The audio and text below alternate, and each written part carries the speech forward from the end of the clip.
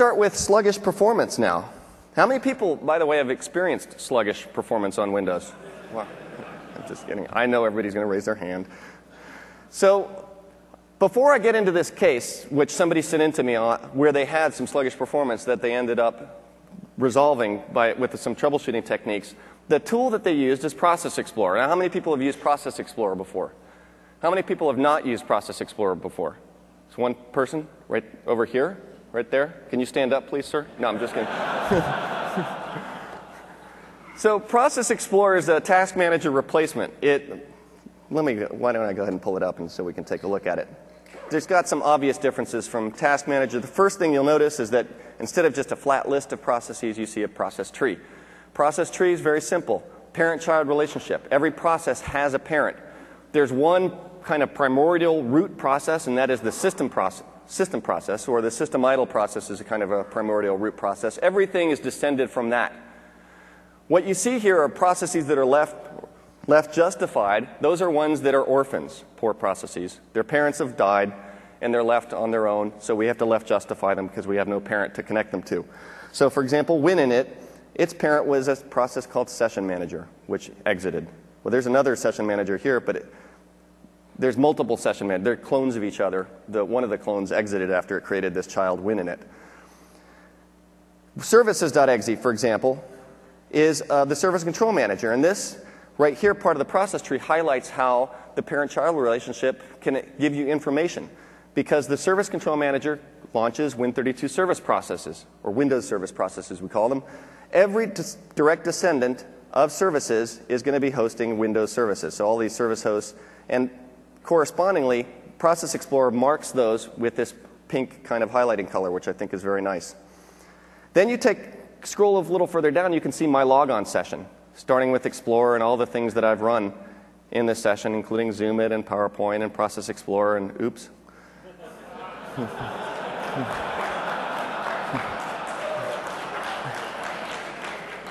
So, stupid difference highlighting.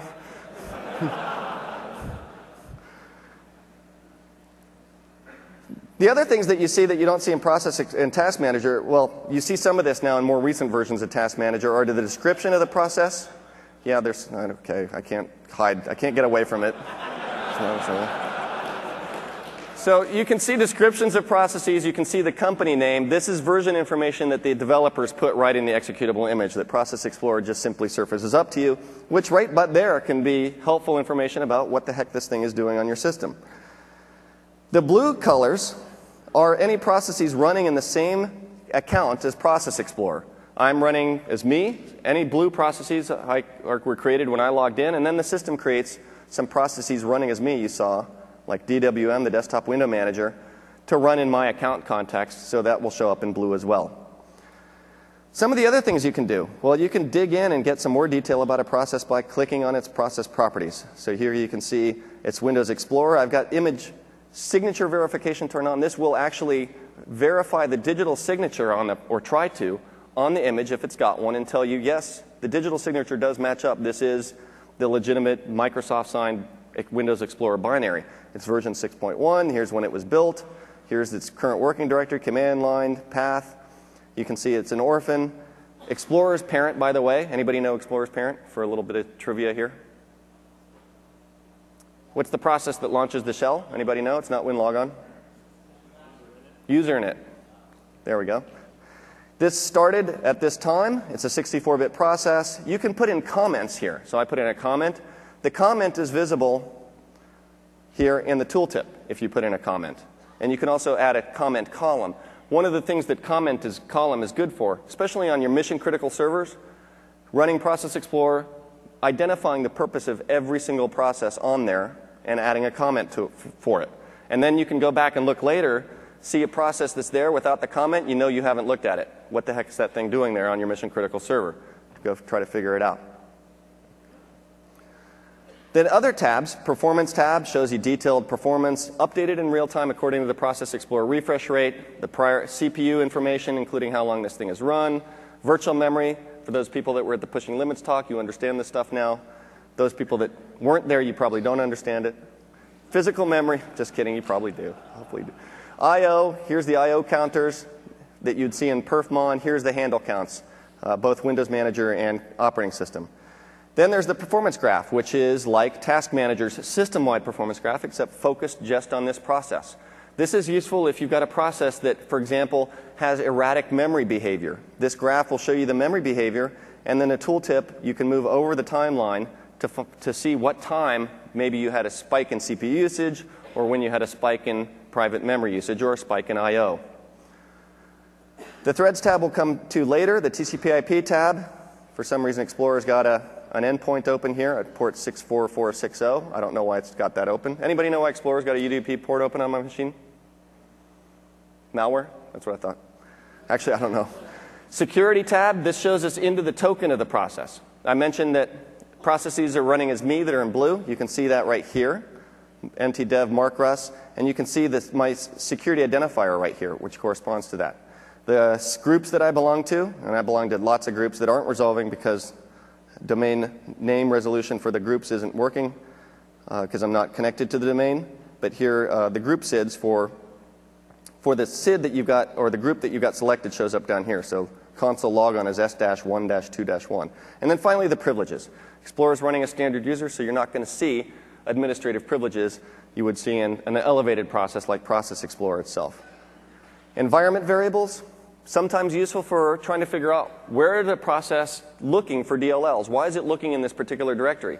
Might be because of the path environment that this thing launched with. Every process starts with a copy of its parent process environment block, but then it can set its own environment variables and change them that will affect its own behavior.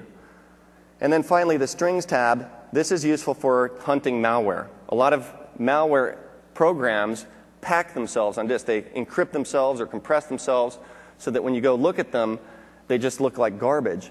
But when you run them, they inflate into memory as a fully operational program.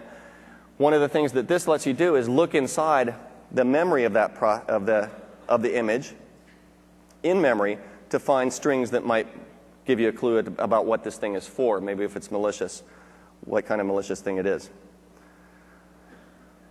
So there's some other final things that I'd like to talk about. Well, the system information graph. Let's take a look at that.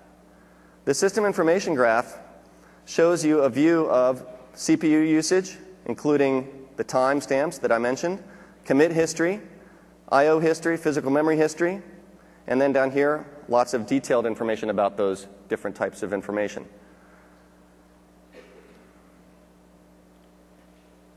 And then there's a few options, and there's some options that I always enable on my system.